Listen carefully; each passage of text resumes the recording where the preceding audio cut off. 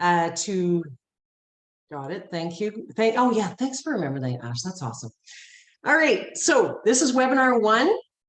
I'm Christine Calahoo. I will be the second presenter today, and our focus is on food systems and security and RPPs, so registered professional planners as food policy champions, as well as planning students, because as Ashley said, and Robert will also say, there's incredible opportunities for students, planning students, to also integrate into communities to start their leadership in food systems and security. So here we are. So enabling and supporting food security in communities that RPPs serve. So example, healthy communities require food access by design. So including ensuring OCPs enable. So I have the pleasure of introducing Robert Buchan. So Buchan. Robert Buchan, did someone say something? Buchan. Buchan. Pardon me, sir. Buchan. Welcome down. Sorry, Robert. Yeah, say on task here, Christine. So Robert is the city manager and city planner for Prince Rupert, an adjunct professor at Simon Fraser University. He's also a co-author, and this will be one of the focuses of his talk today on local food system planning, the problem, conceptual issues, and policy tools for local government planners. As well as gaining an understanding regarding the change process. So Robert will also share the food security work happening in the community of Prince Rupert.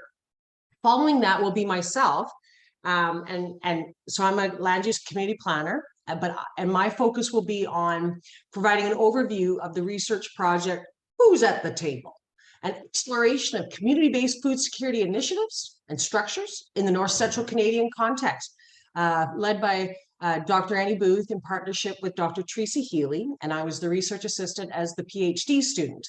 And I am going to specifically focus in on what's relevant in the research to registered professional planners. But I will say, and it's such a pleasure to see Dr. Tamara Soma and Elena on this webinar today, because in doing that research, there was an echo across the province. So Dr. Solomon led a similar project, but across BC, and I was doing both of them at the same time, and the echo was there.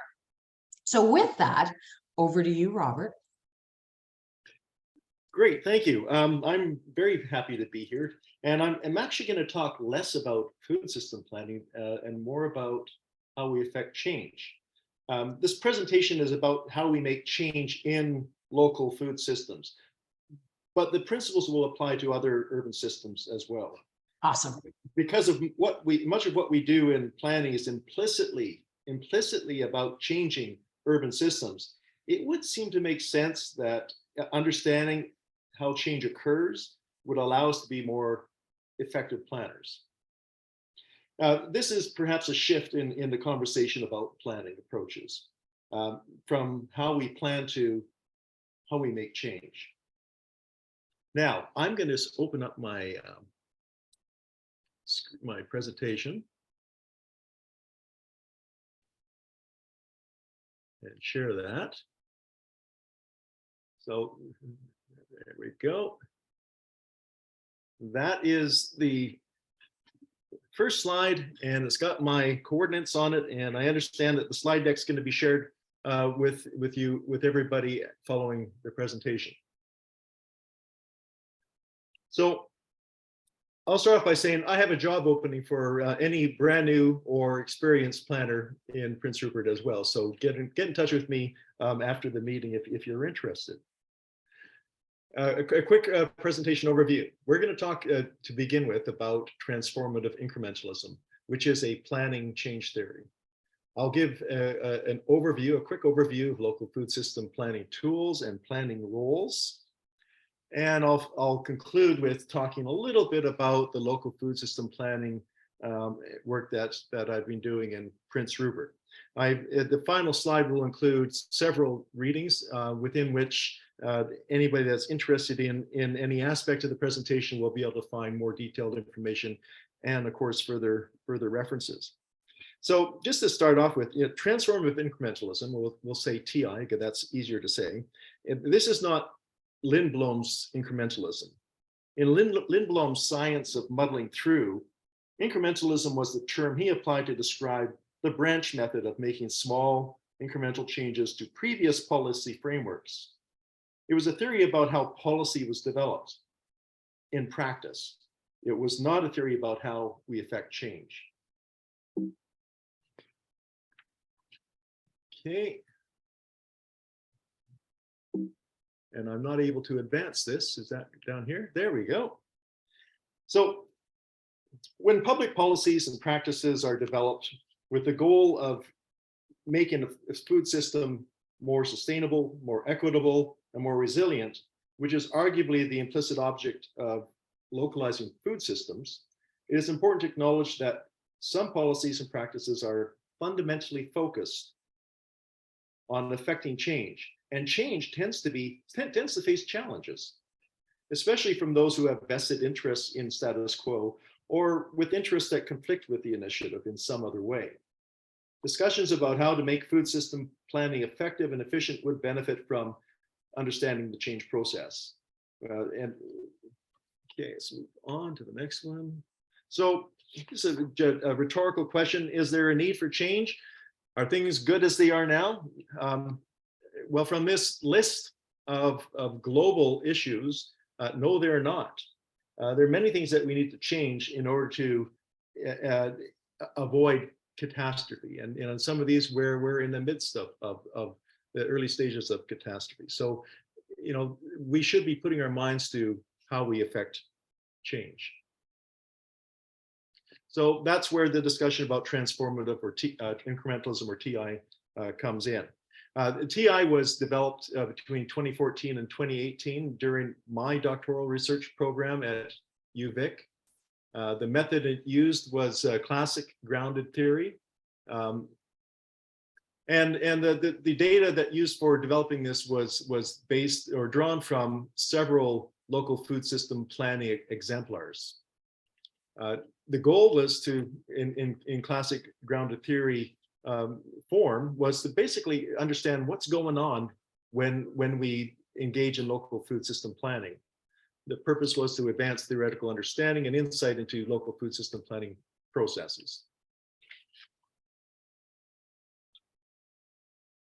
Transformative incrementalism is a theory that describes the change process outside or of a time of crisis, before a time of crisis. I think that Karl Mannheim would call this the enlightened management stage.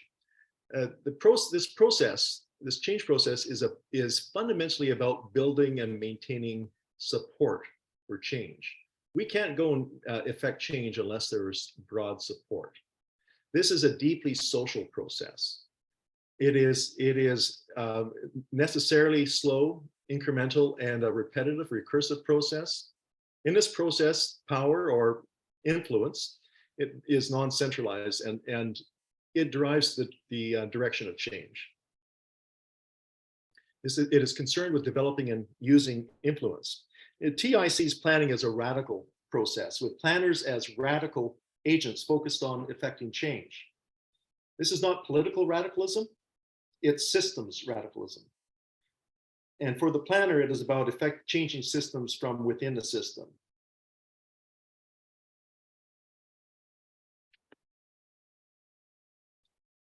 So to delve into TI just a little bit more, the key categories or variables in TI include power, values, practice, and outcomes. The process is such that transformative change is power-driven, with players working towards building a broad convergence of values that support change initiatives. It's about developing support.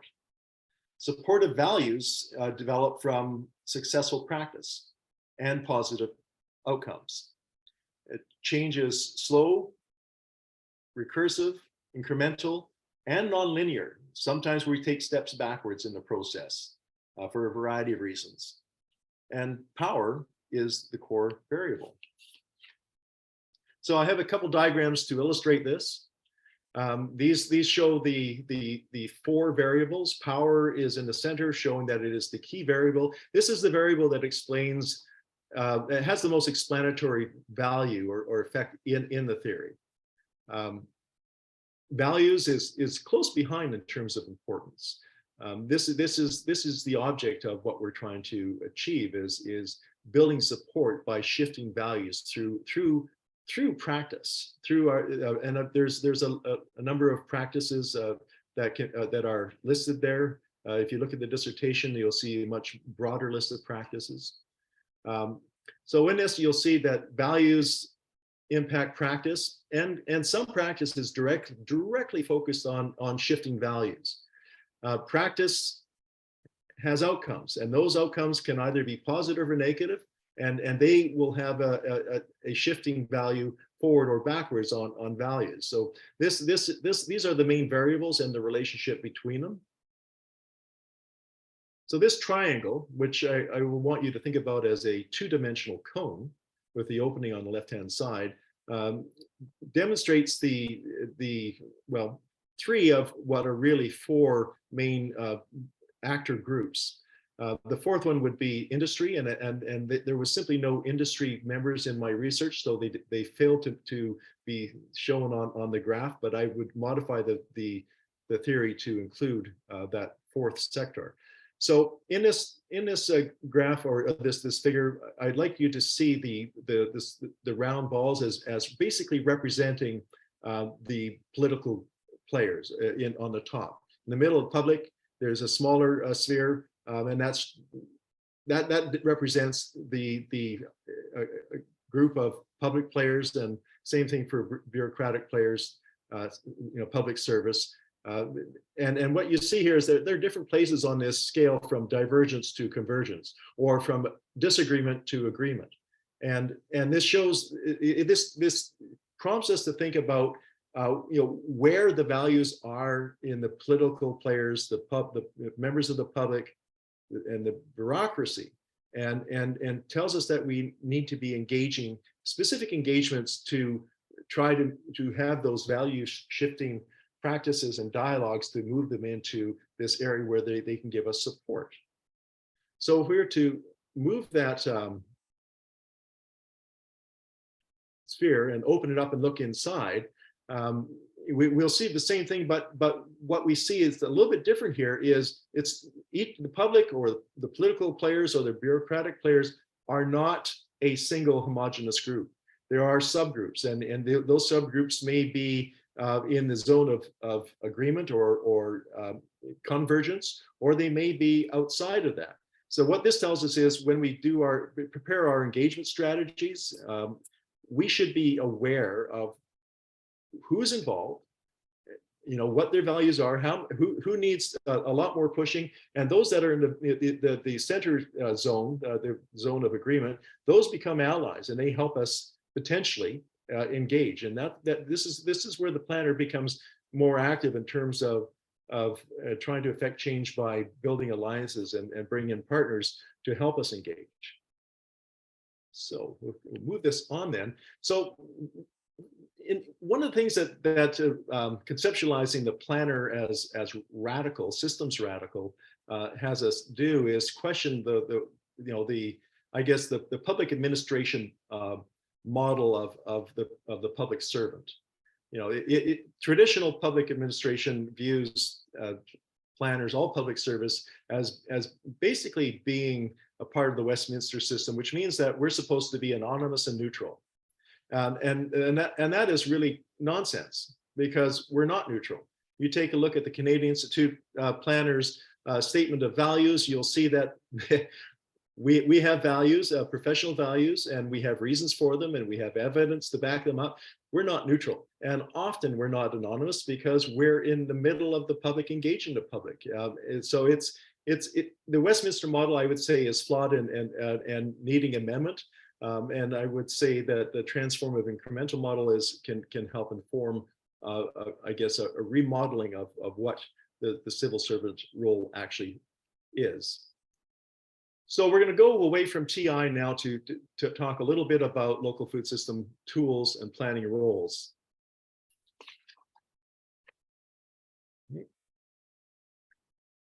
So just quickly, is local food system planning important? Are there issues? And here's a list of a few issues. There are certainly a good deal more.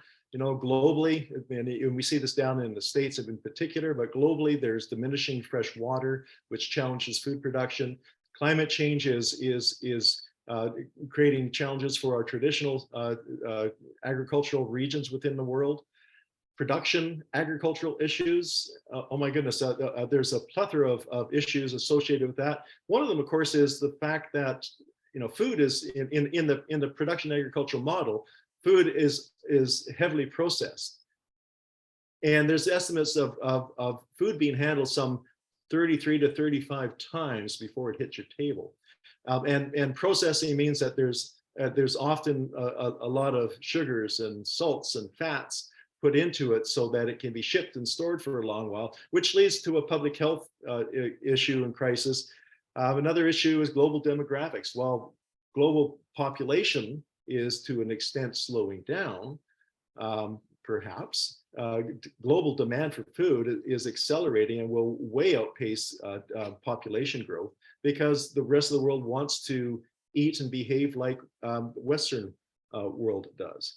And this leads to food shortages and access issues, and we saw some of that during the pandemic. We saw some of that back in 2008, though we've forgotten that. This is all really a convergence of serious issues that means that we should be looking at local food systems as a measure of resiliency and sustainability for our local communities. So on to planning tools and roles. So I'm going to go through this at a very high level. There's a reference for the 2015 article on local food system planning, conceptual issues, problems, and tools and roles for planners. I categorize local food system planning and other forms of planning in 4 different categories. One is we can provide resources for others to do things. That broadens our reach by having others involved, whether they're NGOs or community groups. Local government, with planners advocating this, can provide resources for them to do things. We can undertake direct programs and direct projects. A big part of our toolkit is being the advocate, educating, reaching out, encouraging, facilitating. And the fourth, of course, we're all familiar with, is we know how to regulate and create policy. And so I'm not going to go through the lists on each of these, but you can see that there's a number of examples of how we can provide resources, what we can provide them for. Under undertaking projects and programs category, community gardens, agriculture advisory committees are a few examples. I have the municipal food department there listed, and I that's an interesting one to me. Back in 2019, Pothucucci and Kaufman wrote, I think, a very seminal article called "Placing Food on the Urban Agenda." But my first reference to a municipal food department that I've been able to find was at 1918. Published by an author name of Sulf, Dr. Sulf. He was the medical health officer for the city of New York City. And he took an interest in the availability of food and the provision of food during the First World War, and saw municipalities as playing a critical role. Interesting, that was over 100 years ago. Advocating and facilitating category, there's a long list of things that we can do there, things that we can advocate for, not how we advocate. That's a different list of tools, but a long list of things that we can advocate for. And then the next category, of course, regulating and establishing policy category. There's a great long list of things that we have done. Now, I compiled these back in 2015. There would be others to add to them now, for sure. So we're going to shift now to talking about applying TI. So applying TI, this should really be, it's not a model, as it's more of an approach, and the TI approach should be really guided and informed by the key variables. So with that in mind, I suggest five considerations. You could call them steps if you want, though I think that 1, 2, and 3 certainly would go at the same time concurrently. So you start with really understanding the policy environment. How mature is it? How well developed is it? Are there any policies? What are you building from? Because so much of this is evolutionary. We, just in true incrementalism, sorry, not true, in Lindblom's incrementalism, policy shifts from on the branch method by fine tuning and building on what pre-existed. So, that's still relevant here. So we need to understand the policy environment. That's not news for anybody. But we also need to assess the level of agreement of values, or the divergence and convergence of values in the key participant groups within the finer look at subgroups within each group. And we should understand who the community influencers are. That's assessing the power context. Who the community influences are, who are the champions in the political sphere, who are the champions on staff in the bureaucracy, where are the barriers?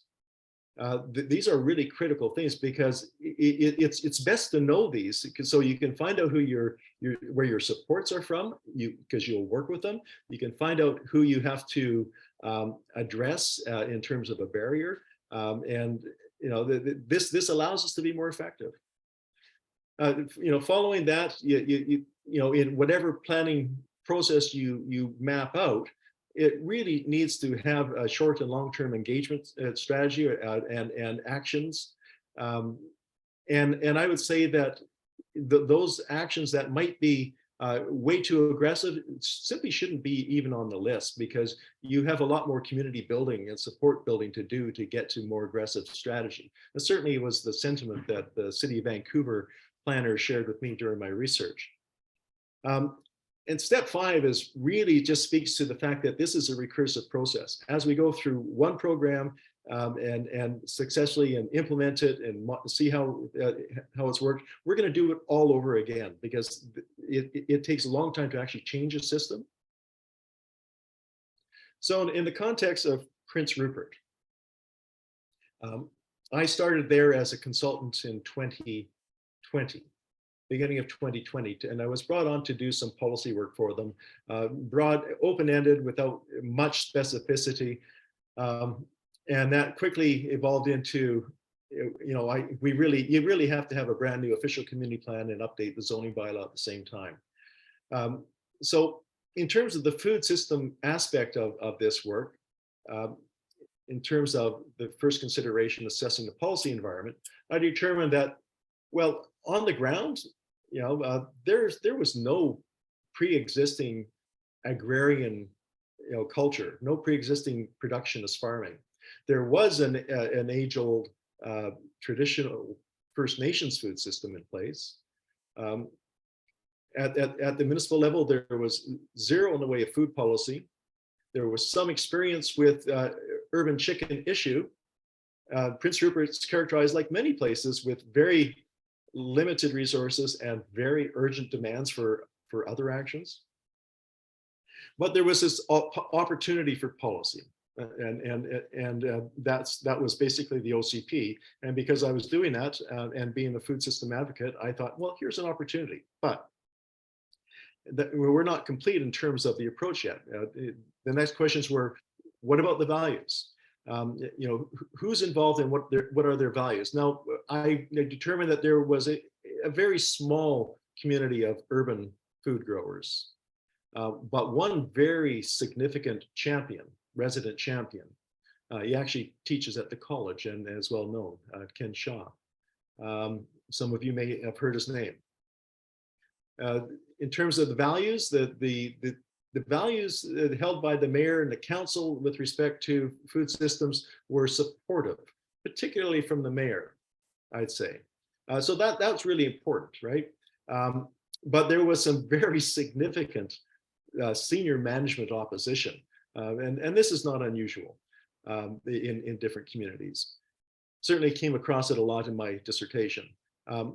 there, in terms of values, there was some public issue with rats because of the chickens that I referenced. So that was a barrier or a challenge that needed to be addressed. And there was an NGO that was promoting local food and wanting to proceed with an urban farm project, which we found a way to support. In terms of power context, the questions were, what's the influence of the champion? What's the influence of the NGO? How deep rooted was this public opposition? How can we approach that? And in terms of the difference between council support and staff opposition, what's the relative weight of that, and where was there support within staff? So I purposely go and get an understanding on each of these in order to determine my next steps and how to deal with pushing policy forward. So the long-term engagement strategy, the long-term actions step.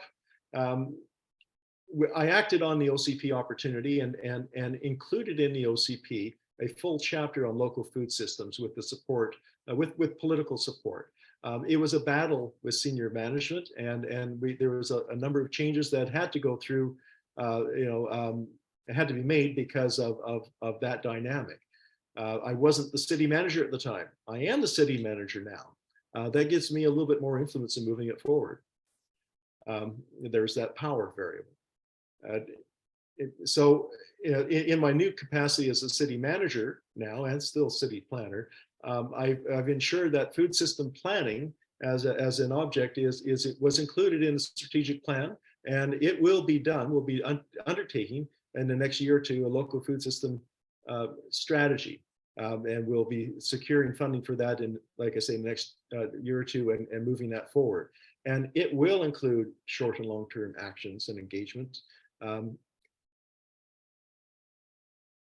So following that work, this is work still to be done, I will set this up so that we are monitoring and being able to then begin the next round of projects to build on transforming our systems into a much more robust local food system.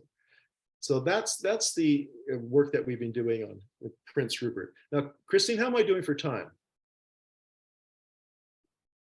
You've got a good 8-10 minutes, Robert. And when I practiced this, it was a full 35 minutes. So we have lots of time for talking, which is awesome. Just in terms of the readings, and there's quite a few readings that I've given to you that I'm very familiar with because I wrote or co-wrote all of them. The top two actually aren't published yet. They will be coming out this year, but I wanted to put them up here for you to look for. There's, the very top one is an interesting, I think, an interesting autobiographical or autoethnographic review of a local food system initiative that has spanned 10 years. 10 years, it's a fair bit of time. The system hasn't changed, but boy, there's been some significant steps along the way in this particular initiative upon which further work can be built on. So that should be published sometime this year. The next one I wrote for a book on city management, current city managers. And basically this was advice to city managers on how to look after your staff change agents. The care and feeding of a change agent would be the subtitle to this one. If we want to affect change, and we know that change creates sometimes conflict, especially from the status quo or those who have opposing interests, city managers need to be looking after their change agents. The one following that, it was a work that I did with Mark Holland, basically writing about the implications of TI and transformative planning practice. That is out and published. The one following that is a book, which is actually a compilation of 6 case studies, one of which is local food system planning, but the other ones are different topic areas within planning, all being addressed from the change agents in terms of how relevant TI was to their experience in affecting change. So that one actually tests the theory in practice, not just for local food systems, but for other planning endeavors. And I would recommend that you take a look at that. It's available through Municipal World at a very reasonable price. I think it's about $30. One following that is a very academic long article, which I would say would be a short form of the dissertation. And if you're a sucker for punishment, the dissertation is the one following that, 2017, which of course has the most references and the most detail. In 2017, there was an article I wrote in Plan Canada about power. Now, planners don't like to talk about power. And often, I've heard my colleagues say, we don't have power. Well, we certainly do. My goodness, we are in a privileged position to influence elected officials, to influence our colleagues, to work with and influence the public. That influence is power. And so, it's something that we should embrace, and TI calls upon us to really embrace this notion of power and how we work with it ethically.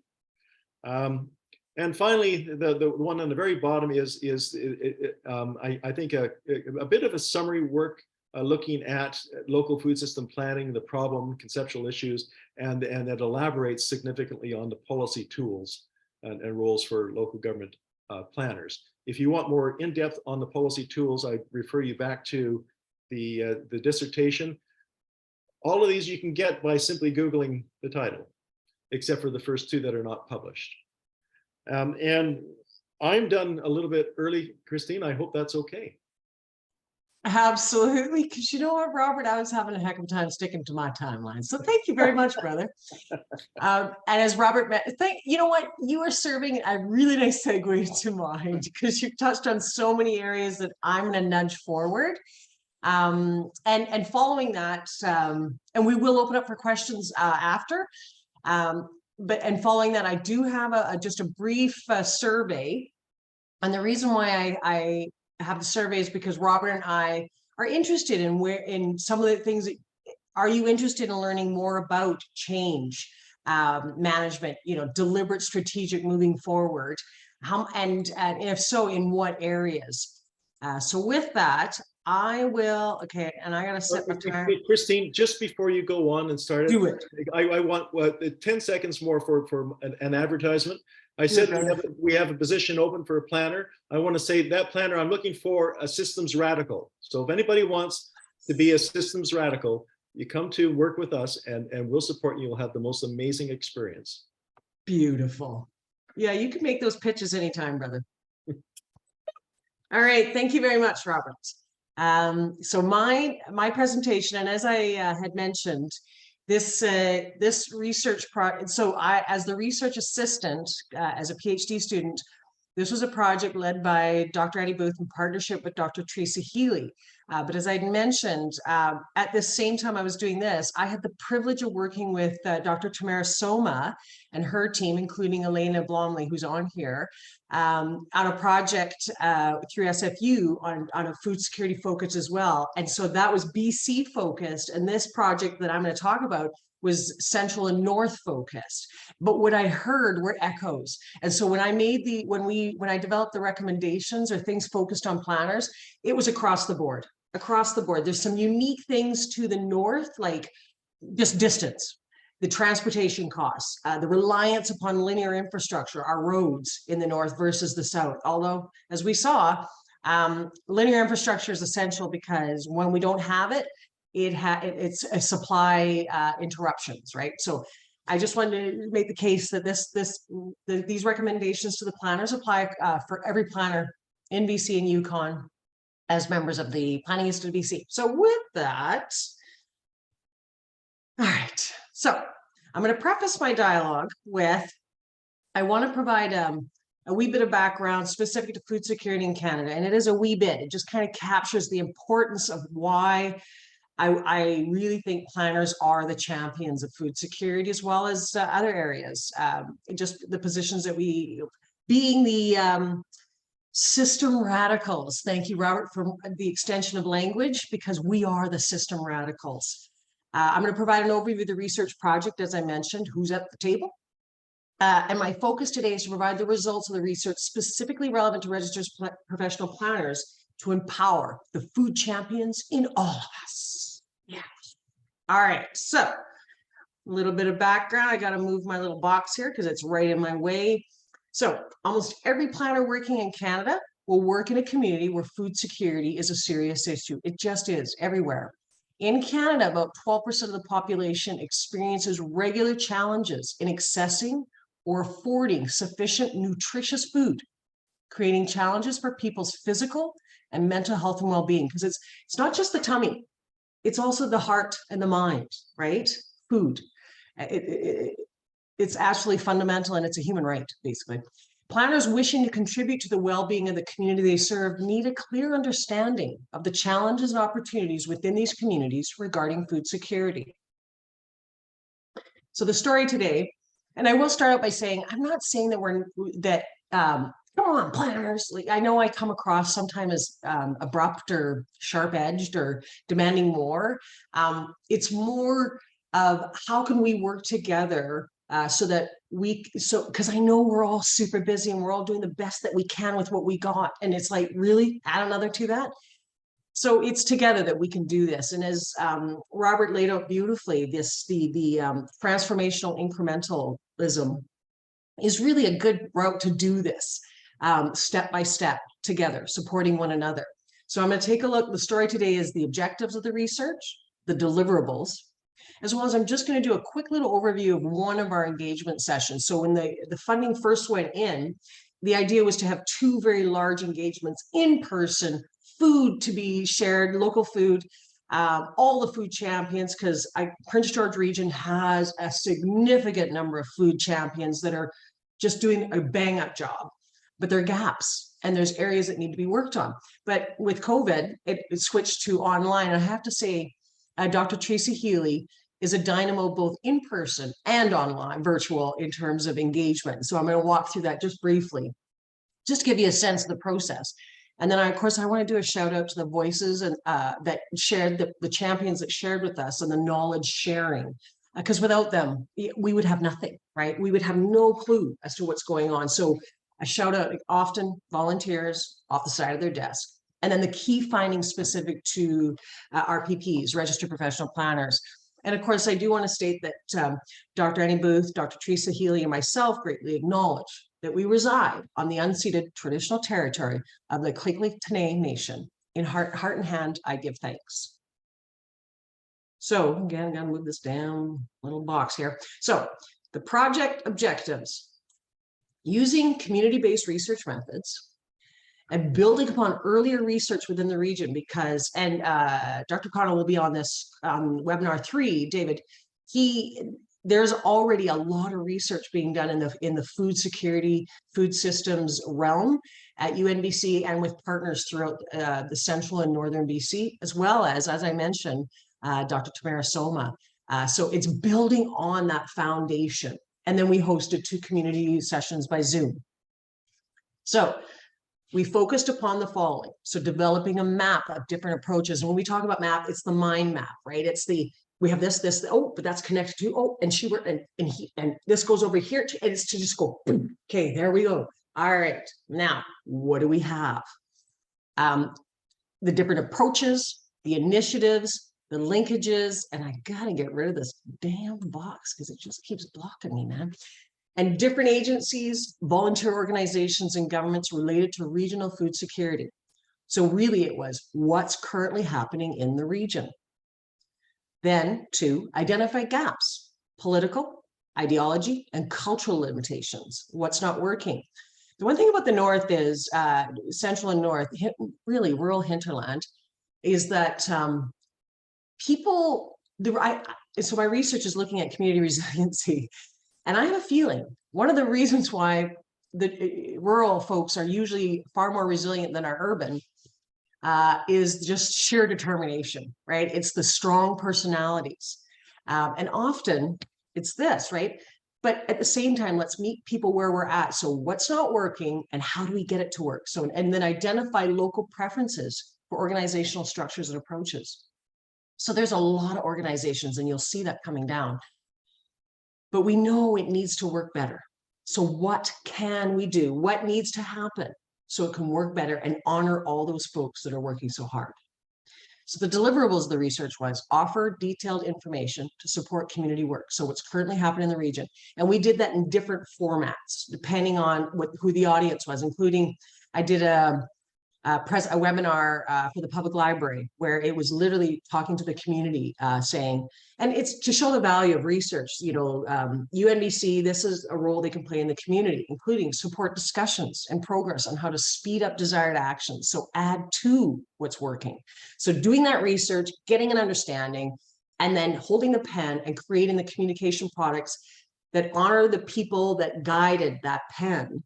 And then so that they can then, number 3, support ongoing and future collective actions, such as funding applications, which we've already done. Yesterday, I kicked off another project with 3 student interns from College of New Caledonia and UNBC, and it's directly related to the next step of this research. And it was because we could use this as a leverage. And then additional actions and strategies. So really, it's to overcome what's not working or enable and support to work better.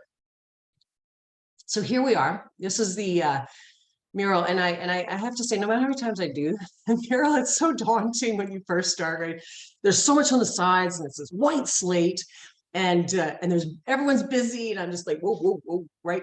Teresa, Dr. Teresa Healy, amazing. She herded, coddled. So we started up with the left hand, and really it was recognizing the strengths and gifts that already exist, right? So everyone, so that was a nice dialogue with everybody that was able to zoom in, and then through that, and then bringing in the research, right? Bringing in the interview. So we did semi-structured interviews, a whole number of them, and then did the audio recording, popped it up from the otter, transcription came out, cleaned that up. And then themes, right? Echoes, echoes, echoes. So you get some themes, you start hearing, and you're like, oh, okay, we keep, oh.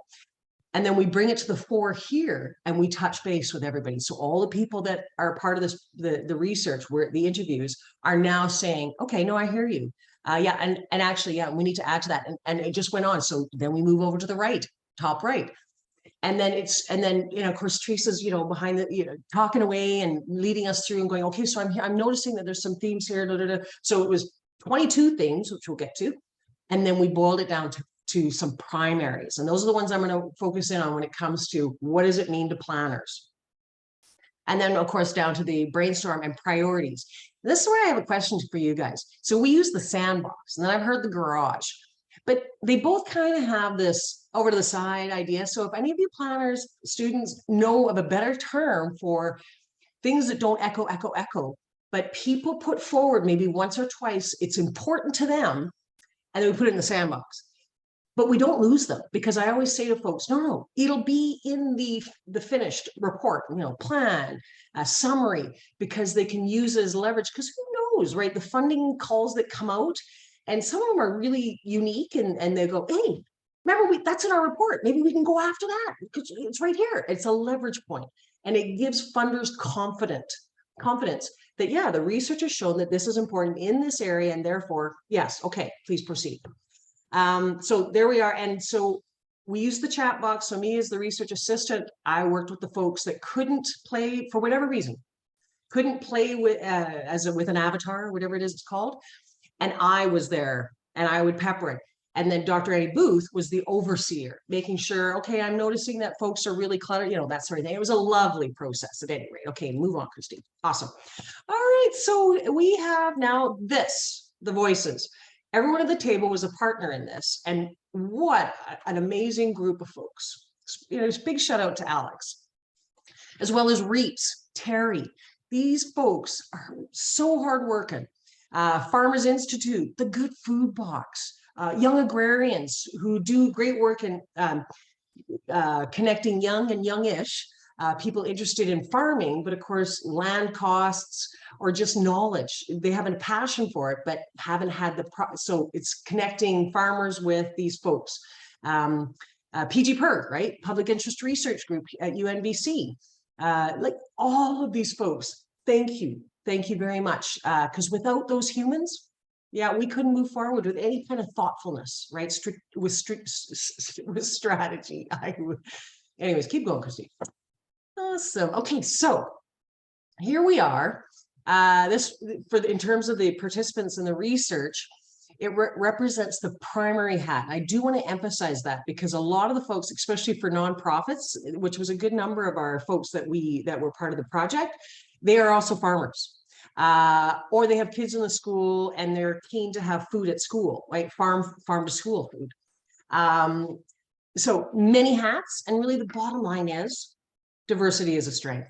Because I know most of us are the same, right? We volunteer, as a planner, I'm also a parent, I'm also involved in stewardship, and these are the different hats perspectives that we bring an insight, and we need to honor that. All right, so here we're getting into the planner stuff. I mean, it was all planner stuff, let's be frank. So key findings specific to the planner. So what we did was we had 22 primary themes, these echoes that kept coming out, right, of the interview data. And then we were able to clump them into 9. So there's 5 for one area of focus, right? Because we've published or we've communicated out on a number of things. One was 7 for the community. There's 9 for the planners. These are also going to be published, as Robert said, and shout out to Plan Canada. The summer issue is food security, food systems focused. I do believe there's a couple more days left to get something in, so our article will be in there. And anyways, move on, Christine. So there were 9 primaries. So food and culture intertwined, and I'm going to get into those and speak directly to the planner. Indigenous food security. We hived off part of the project, and we did specific because we had to meet the nation where they were at here in the region. And so it's a separate deliverable, separate project, but it met their needs, and they were very thankful because we're just holding the pen, speaking with their community, and then they're able to use as a leverage. Respect when it comes to food, consumer awareness and education, land stewardship and access, big one. Young and Grace, similar to what I was talking about. Where do we sell local food? Farmers are saying over and over again. And it was just like, yes, I hear you. I hear you. Food production infrastructure, cannot say enough about food production infrastructure and how wonderful our taxes are and how we need to pay more to support local food. Policymakers, including us, holding the pen on a lot of policies. Community food security, capacity and funding. So let me dive into those ones, one by one. And I'll try to be brief. Actually, I'm doing good for time. So you know what? I'm doing good. I'm doing good. All right. So number 1, moving this thing to do again.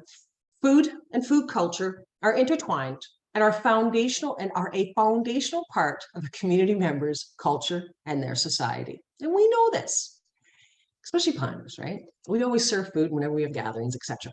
Food. So these quotes are hauled out of the interview data. And I've merged some. I liked so many of them, and I just took the essence of them. So food is the glue of our society. Breaking bread together has always been seen as both a social and political statement in many cultures.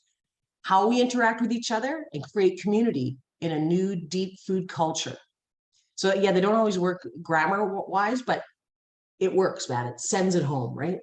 So from an RPP perspective, the above emphasizes what many of us already noted in our practice. Food is more than subsistence. It's more than calories. It's more than energy.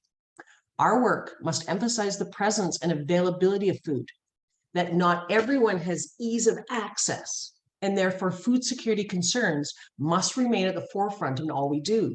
So for example, ensuring there are no land use restrictions in our land use bylaws and otherwise, on home gardening. So rewilding our front yards when we're supposed to keep it to a certain height of a lawn, right? People rewilding, adding wildflowers, for pollinators, wild strawberries, et cetera, and it just looks a mess. It is not a nice green lawn. Get over it. Lawns do not feed us. Backyard chickens. And we're not talking about roosters. There are no roosters, because as soon as you have a rooster, you cannot harvest your eggs because they're going to nest on them. We are just talking about chickens, it's kind of nice, actually. Apiaries, bees, there's nothing to be afraid of. Bees stick to their hives or they're busy doing stuff. But there is a lot of fear about some of these, or just, they think it's a nuisance. It doesn't hold water in the research. So Indigenous food security, number 2. Can be quite different from other food security work, as well as not. So Indigenous food sovereignty and historical cultural food practices and the traditional knowledge around gathering, harvesting, and preserving foods is foundational to Indigenous survival. They had to, and do it well, to persist. We would harvest all of the traditional foods, and then we would share it with each other. And we would have feasts and potlatches, so nobody went hungry. Lovely. What is relevant to the RPP is that while some Indigenous food sovereignty issues will need to be addressed separately, absolutely, more general food security activities also need to be thoughtfully inclusive of Indigenous cultures. Don't always assume, and I know this is practice where we always assume, okay, but they got their own, okay, they're doing their own thing. It's that white area on the map, you know, the reserve area or the traditional territory. But no, reach out each time and just see, hey, we're doing this. Is that something you'd be interested in? We haven't quite, don't go in when it's all done or when you've already got everything, you know, locked down. Go in when you're thinking about it. It's a concept and go, would you guys be interested? Okay, awesome. No worries. Yeah, I know you got your own thing going. Awesome. Or awesome, come on board. So number 3, respect. This one hits home for me, being raised poor and often being in school hungry. I got to tell you, kids do not learn hungry. I just remember sitting in class so hungry and pain. And it was like the Charlie Brown teacher, but also the shame at being hungry, right? Not wanting to ask. So respect was identified as a key area of food security. Food security work must build respect into everything, recognizing and preserving the dignity of all. Food insecure people cannot be shamed for seeking food security support. It is a human right. As RPPs, we have a collective awareness about the importance of meeting people where they are at. It is what we do. And creating and maintaining our engagement spaces as inclusive and non-judgmental, while also ensuring that respect is at the forefront in all that we communicate and do. The right to dignity is one of RPPs are encouraged to remember in their work with food security. Clear that one hits home for me. Consumer awareness and education. Boy, we sure heard about this one. And rightly so. There's a need for education for consumers as people rarely understand how food is produced and the amount of time and effort required to produce food. You know, except when we're exploiting people in other countries or in our own country, paying very poor wages. Yeah, then we're going to get cheap food. Otherwise, and really, is that the community we want? Not me, right? I'd rather pay the true costs. It's reciprocity. So okay, get off my soapbox. Sorry, dudes. For example, flooding events blocked transit routes, resulting in empty supermarket shelves.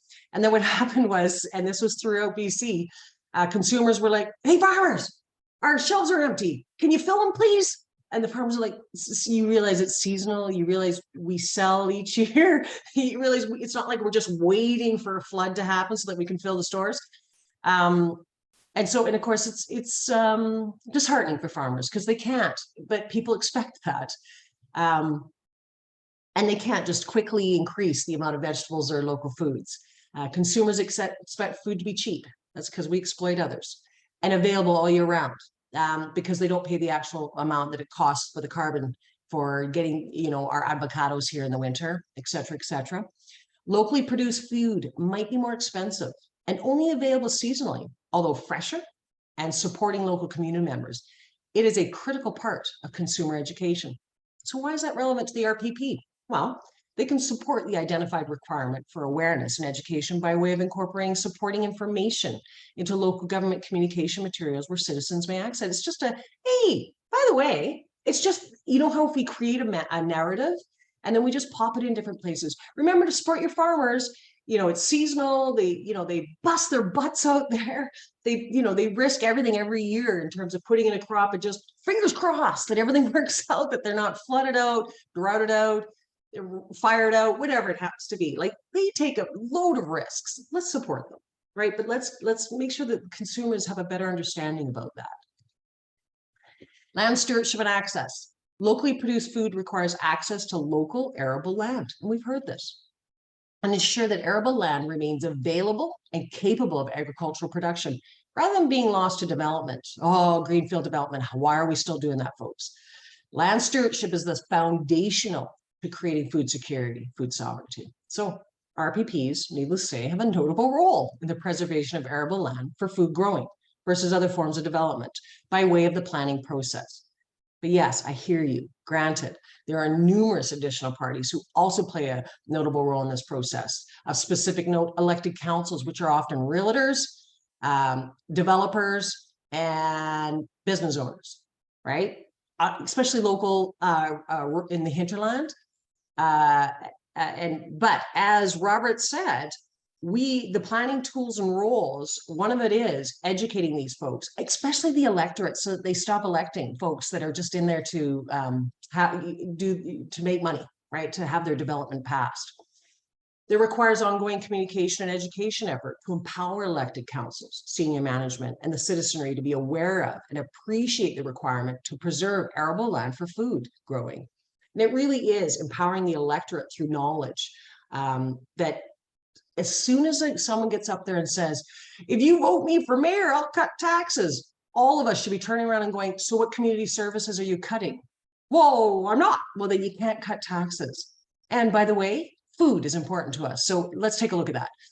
Okay, I'm gonna get off the soap. I'm gonna get off the soapbox. Okay, number 6. Where do we sell local food? The farmers. We're all saying this. It's like everybody says they want local food. But where? We can't access the stores, right? Because they've got, you know, the big corporate food, the Cisco's, right? Where everything comes ready-made in a package. Everything's in plastic, often grown where people are exploited, no labor laws, except the things that we hold dear, they don't have. The farmers market is a very good thing, but as farmers say, but it also doesn't really add to the pot in terms of food security for the pounds of food, and it goes on. But really, from an economic perspective, unless a farmer is able to come to a farmer's market, which is typically once a week, and they're able to sell thousands of dollars worth of goods, which they don't, because it's a stand. How are those farmers and their families able to get by for an entire year? Remember, seasonality and so forth. So it would be advantageous for growers to just figure out food pipelines to get their products into those stores. Save On, for example, right? Who are already have marketing, who already have all the statistics to know what families are going to buy and what time of the year. Farmers just want to know. So when they invest each year, so in the fall, they says when this dialogue should be happening. So when they invest in seed and set aside certain lands, etc., what's the market need? And I will meet that need, and we can do it together. So we'll get to the node in a minute. So RPPs have the ability to contribute to enhancing and enabling local food farm access through the various planning processes and plan outcomes. Be mindful of the requirement for access. So designing our infill, because we're not doing greenfield development, so that there is access into places where the markets are. We often forget about that part, the connectivity, the infrastructure. So that's storage, cold, frozen, dry. Also, and I'll get into this in a bit, but also access to community commercial kitchens. There's just a whole gamut. Farmers need to be at our tables every time we're making plans, any kind of plans. Or at least a person representing their interests, and we'll get to that. Because of course, you know, farmers are damn busy. It was really hard nailing down farmers for these interviews, but they did it. And they were exhausted, I have to say. It's all about network connections amongst food growers, producers, and consumers by way of strategic policy development that empowers the RPP to enable and support local community-based food security. Because remember, we are the systems radicals. So, food production infrastructure, another big one. The need for appropriate infrastructure necessary to create functional community food security, including both physical, so centrally located spaces within necessary facilities, such as community kitchen. Because provincial law requires food safe kitchens. So a lot of the folks that used to sell at farmers markets or other markets no longer can, because they don't have a bona fide commercial food safe kitchen.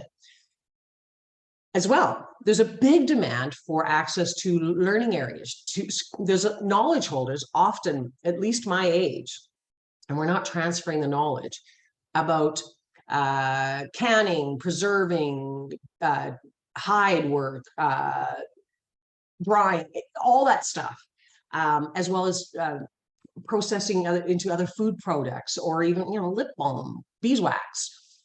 So it's having that gathering area, the classroom area for teaching, as well as processing manufacturing space. And again, that cold, dry storage area, as well as, this one came out loud and clear, the virtual infrastructure that establish and maintain food-focused networks, connections, and supports. So that came out loud and clear in our research. And we're working on, that's the next step that we're working on with College of New Caledonia and UNBC, because they both have greenhouses and they're commercial. And there's the potential of connecting that with a commercial kitchen. Can you imagine the excitement that would bring, as well as community gardens? So RPPs can support the requirement for food production infrastructure by way of incorporating this required infrastructure and development plans.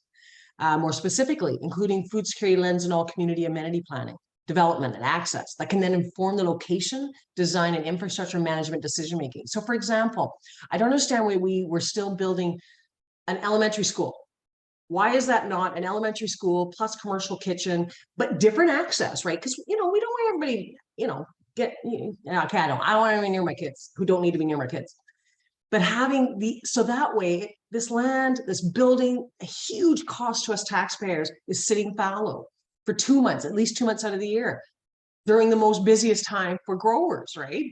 As well as community centers. Why aren't community centers designed so that, I'd also like to see daycare, elder center, all within these one buildings. One, studies show there's less vandalism because there's more people around at different times of the day, at different times of the night, right? Because it's a busy building, and it optimizes our tax dollars, our investment, and it creates spaces people want to be in on an ongoing basis, and it becomes theirs. They own it. All right. Number 8, policymakers. Government investment in local community food security is critical, particularly at the local and regional level, as is acknowledging and respecting the different needs in different regions.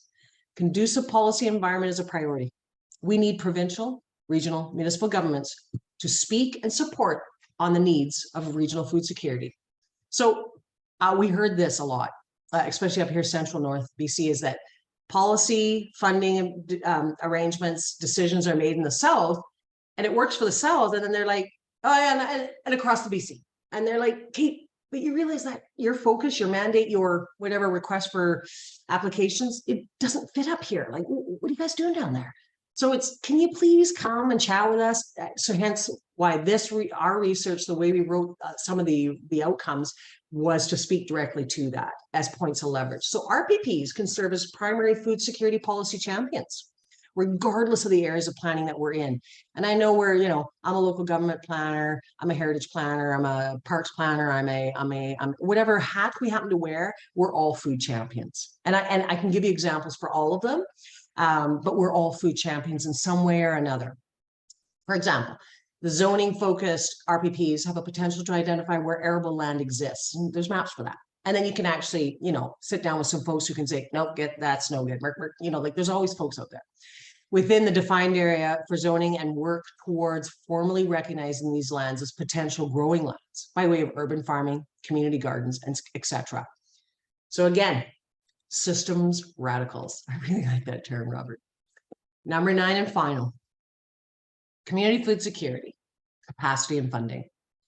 Food security work is generally being done on a volunteer basis, and they're exhausted. Many groups and key people are reaching their limits and see few successors. There really is. It's women my age and older. So I'm 53 and older, and there aren't people picking up. And so Gen Z and millennials are very cautious about what they take on as volunteers. Unlike some of us, that is what we do. Both my adult girls are like, please, mom, I am careful, you be you, but no, we watched you, no thank you. And it's across the board in talking to people all the time. And in fact, there's a number of publications out right now about the deficit in volunteers and how much that impacts us. You need to dedicate time and money and people. Food security work feels like the thing everyone's doing off the side of their desks. Absolutely. Where it's infrastructure, whether it's land, whether it's resources, whether it's engagement, it all comes down to money. And if it's important to us, let's fund it through and let's vote accordingly. RPPs can support the requirement for continued resources by way of specific and strategic inclusion of desired initiatives in the OCP. Food security focused entities can use these specific mentions in the OCP and other plans as leverage points in their funding applications. And then we as RPPs can also serve as advisors to these entities in their efforts to pursue funding, informing about policy allowances and potential, including sitting down with them and going, they're like, yeah, we're going to go after this rural diversification fund opportunity. And this is what we've written. You're like, oh, yeah, that word, no, you should probably word it a little bit more this way and focus it on that. Oh, thanks. Oh, that's great. Thanks. That's great guidance. One, they won't meet with an impediment if they do get the funds because they're already showing it's important to the community, right? So it just makes it more strategic. So when they get it, they hit the ground and run, right? And they optimize. All right. Look at this little cutie. To achieve full food security, I can imagine how to get there. It's huge, right? It's changing society. It's changing behaviors. It's changing the capitalist system that we operate in. Really, truly get food security. So not from a grammar perspective, correct? But that was punchy, right? Someone saying that, and it really speaks to Robert's transformative incrementalism. It's about change. And so as planners, let's empower ourselves to see the fear, because as soon as we start talking about change, because humans don't like it, we go to our navel. Oh, look at my navel. It's like, no, up here. Let's do this together, right? And I for one, want to learn more from Robert about it. So with the RPP as the lead support moving forward on regional and food security initiatives, with a community understanding of food security, relying on local expertise and knowledge, our profession can encourage governments to provide funding, infrastructure, and other resources, suggest steps towards translating community passion and dedication, including by way of land use and community plans, into collective improvements to long-term and effective local food security initiatives. Together we can. So shout out to those who participate in our work. Thank you. Everyone at the table for their partnership and guidance. So EAT, quite pithy, and UNBC Office of Research, and the Social Sciences and Humanities Research Council, who funded this project. And these are our two, and like Robert, these two are in the hopper. And then we'll be presenting at the PIBC conference as well. We have a workshop. And now I would like to, I'm going to stop sharing. And that was for me, actually, the Survey Monkey. I am now going to put into the box, the chat box, my Survey Monkey copy. Okay, you don't need to walk people through that, Christine. And if, yeah, parking lot, yeah, you know, I don't know. Okay, so that Survey Monkey is to gain a better understanding from you if you would like to learn more, and if so, what? So if you could just take a couple of minutes and I would really appreciate it. And so I'm not going to take a look at it while we're doing this. It'll come to me, as you guys probably know with Survey Monkey, it'll come to me as a report. But with that, why don't we open up the floor and look at that, bang on my time. Oh, nicely done, Caroline. Okay. All right, now let's open up the floor to some dialogue. I hope everybody's keen to do so. I'm going to open up my gallery here. So I have allowed participants to unmute themselves now. So if someone has a question they would like to ask either of our presenters today, please just use the raise hand button, and then you can go ahead and ask away. Everybody just join us. Yeah. Come on, just join us. Let's have a conversation. Did anything, oh, hello, Dr. Selma, please proceed. You're on mute, humble. Oh, okay. Thank you so much, Christine and Robert. Excellent presentation. So maybe I'll just go to Robert first. I have a question because, one of the biggest thing about transformative incrementalism is that, usually change is slow. And amidst all of these kind of cascading disasters, everything from the climate change to the global disruption by the war, the concern is that incrementalism is not going to be sufficient in dealing with all of these like very quick moving cascading disasters. Any thought on like how to move change and nudge it in a faster, more systematic way? Any thoughts at all? Thank you so much. Yeah, I mean, it's a great question, and I remember having discussions with some of my I guess participants in when I did the book, and the same sentiment was expressed. So there is this great need to move on and get things done quickly. So the first point is we can be more efficient, more effective by understanding how change actually occurs. And focus our engagement so that we're bringing champions along and bringing the support and overcoming the barriers and moving along more quickly. Because if we don't target our engagement and our planning practices in a way that understands how we need to build and maintain that support, we're going to end up taking it'll be very nonlinear. It'll be going backwards as much as it's going forwards, perhaps. So that's the first point. The second point is,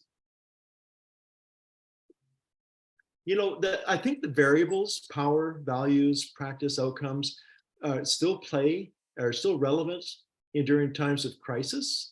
It's just that we have less convincing to do.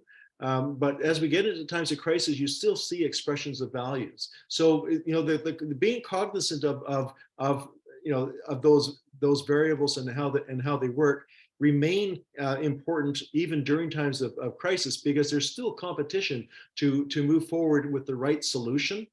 So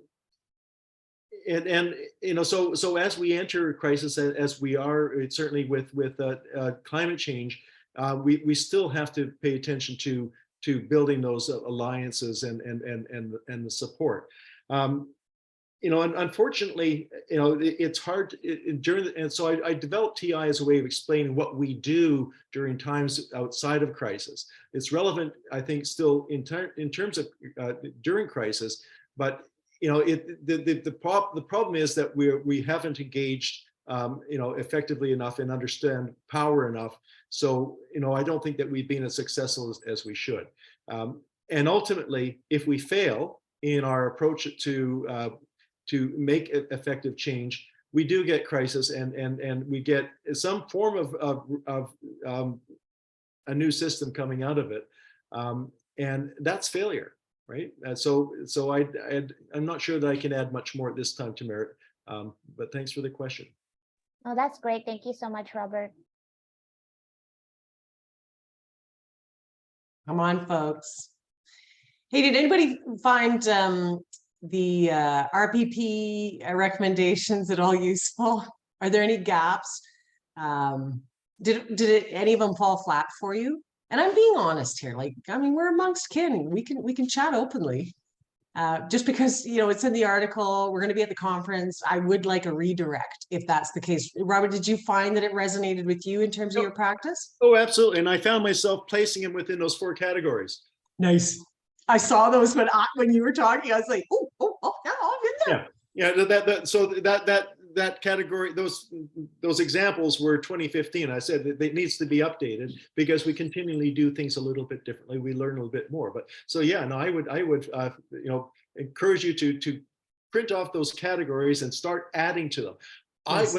When I did the OCP for Prince Rupert, I went to those broad categories and I looked at all the examples and I said, okay, this one, and this one will work for Prince Rupert. Those ones won't. So the food chapter became, that informed the food chapter for Prince Rupert.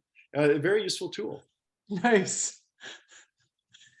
I find the planning process is often used, at least in some way or another, for most processes in terms of how from point A to point and how it's iterative throughout it, including that power and how you had mentioned you went from the consultant with not so much power to the planner and the general manager with power, and then how that influences the process. And I thought, yeah, you would want to continuously check through that throughout your 5 steps, right?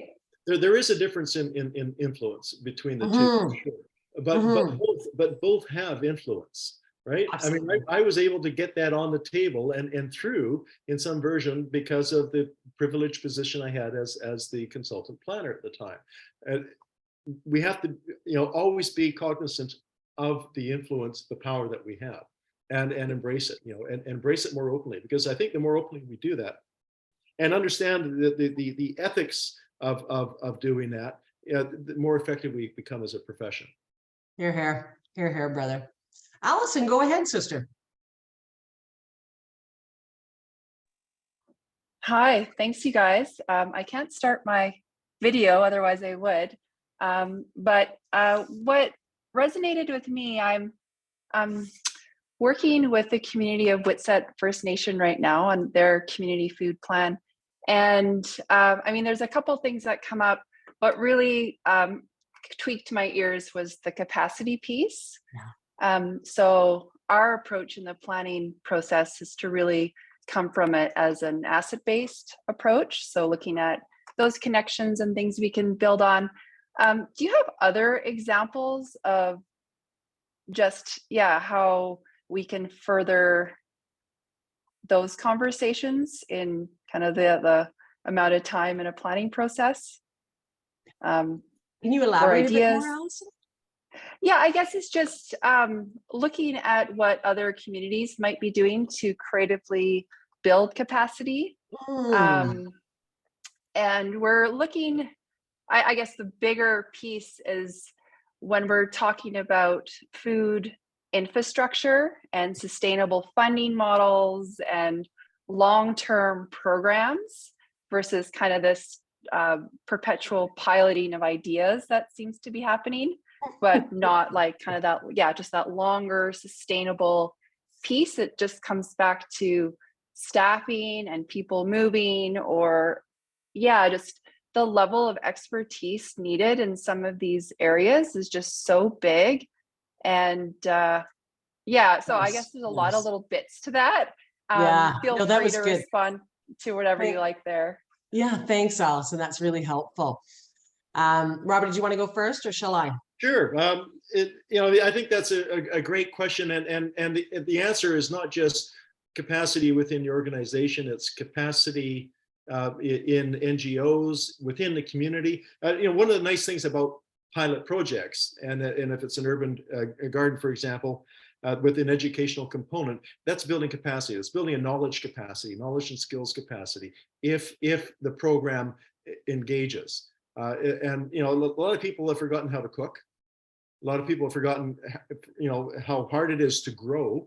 I mean, when I started taking this up, more seriously, I had magnificent failures because Nice.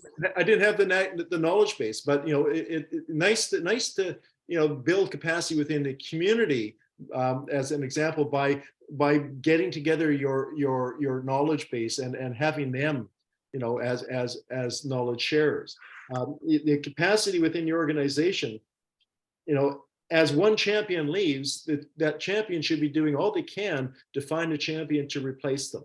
Leadership is it's critical, and it's so easy for it to go off in different directions. So, how do you institutionalize the program and the mandate and the values? Well, you do that in documents, having strategic plans and official community plans and strategy documents that lay out a plan and multi-year plan, and then when you go to hire that, if you're lucky enough to have folks that are working underneath you, and you're developing them to replace you with a similar set of goals, they'll do things differently, yes, but if you don't do that, gosh, I can't remember how.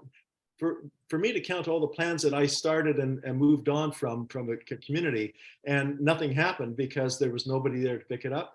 That's a really important consideration. And I really do appreciate that point with just that knowledge capacity piece. Just for everyone out, like in the spirit of sharing information, one of the things that we're looking at is really going back to the family and clan systems, and rather than having just the one person in admin that's the sole kind of carrying this, the burden of the food plan.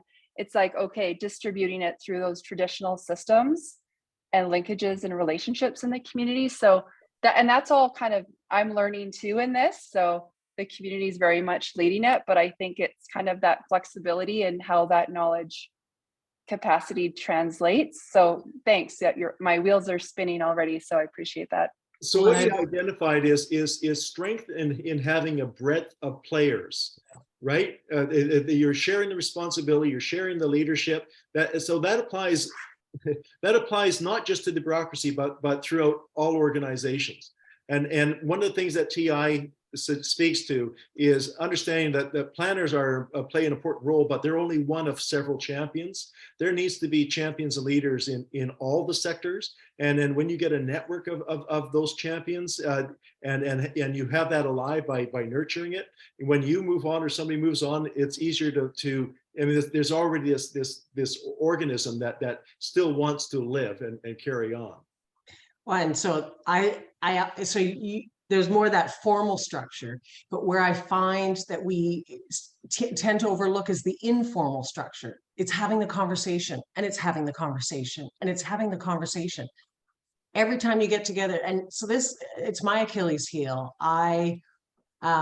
It's that serving that lead role and doing everything so that people just kind of expect it. And I know that happens in every organization, every community, but it's learning to have that conversation saying, oh, so can you join me so that you know how we're doing this over here?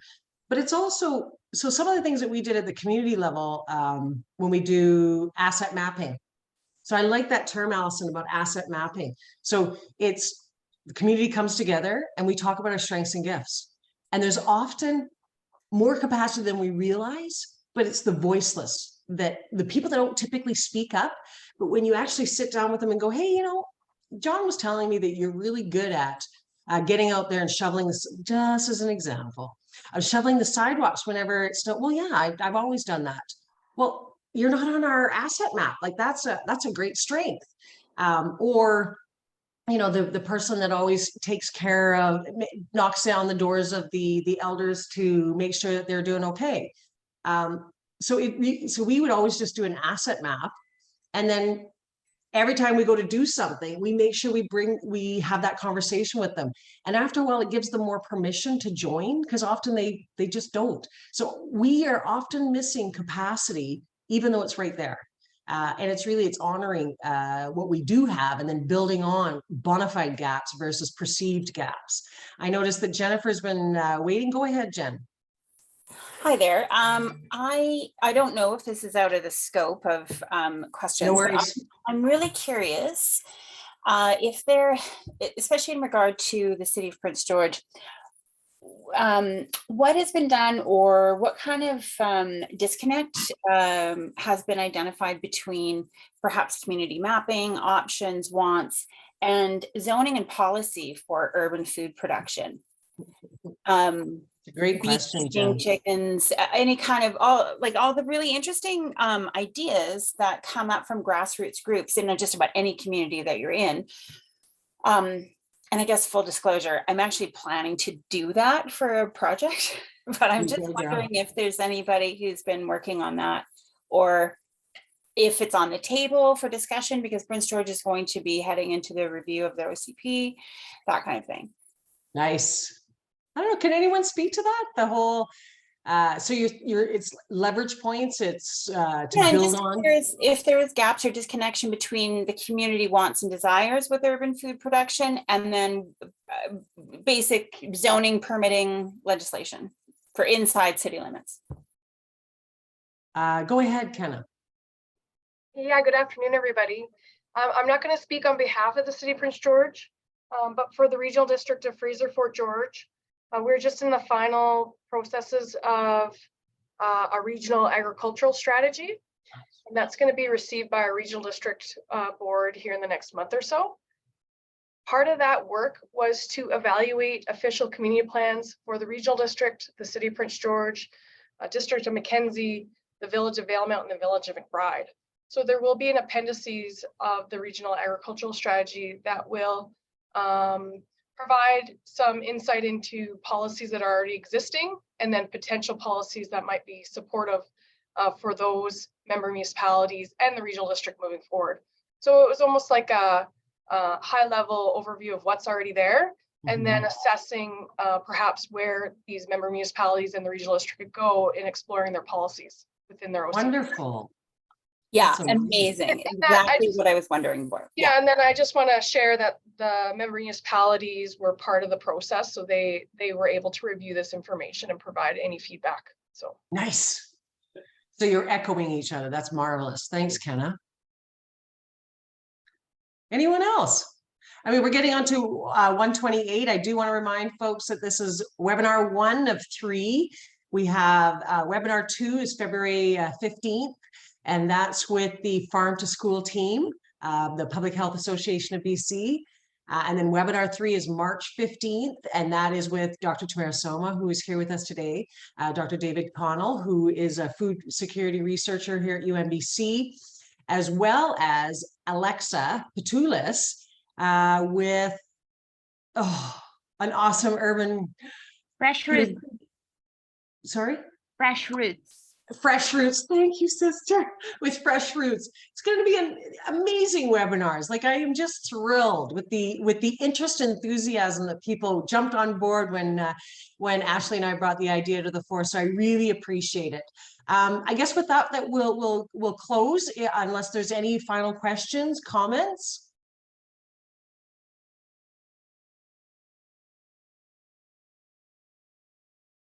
Awesome. Robert, thank you again. And Ashley, thank you. It's just been a pleasure. And of course, folks, follow up. We'll be providing the deck, the presentation decks. And if there's any further questions or comments, never hesitate to follow up. Let's keep the conversation going and supporting one another. Thank you. Thank you.